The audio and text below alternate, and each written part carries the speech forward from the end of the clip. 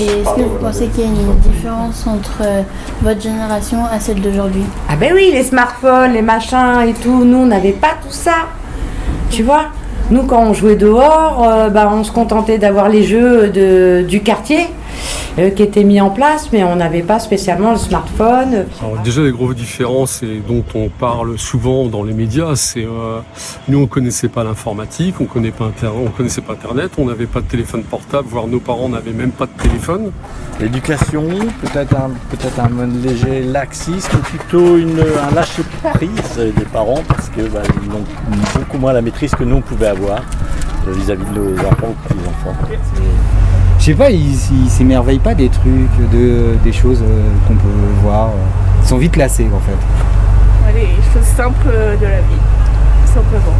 Avant nous, on n'a pas les médias, on a tout, on n'a rien plutôt. On n'a que l'école, la maison, école, mais maintenant il y a tout. C'est différent, oui. On avait beaucoup moins de contacts par les réseaux, donc de contacts, on va dire, pas physiques. Nous, quand on devait voir nos copains, la famille, soit on se déplaçait, soit on prenait un téléphone fixe. Il n'y avait pas de portable, il n'y avait pas tout ça, moi, dans ma génération, donc on se déplaçait plus. Moi, à vos âges, j'avais une télé noir et blanc. Première chaîne, puis 2 chaînes, puis 3 chaînes. Maintenant, vous avez accès à tous les médias possibles. Et ça fait très très vieux jeu quand je dis ça, mais moi il n'y avait pas toute cette technologie-là, et les téléphones portables à peine. Et du coup, il y avait beaucoup plus d'unité entre nous, jeunes du même âge. Je trouve que maintenant c'est très individualiste.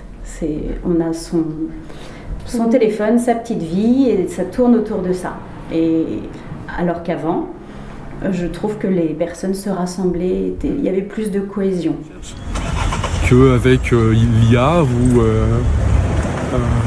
utilisez l'intelligence artificielle, vous avez votre réponse immédiatement. Donc la recherche n'est peut-être plus ce qu'elle était. Et on entend beaucoup parler, je ne sais pas si c'est le cas pour vous, mais une grosse dépendance à YouTube, à tous les réseaux.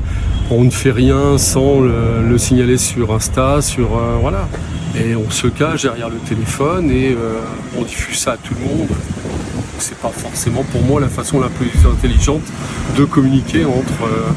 Mais ça peut être aussi bien les adultes, c'est pas que les enfants.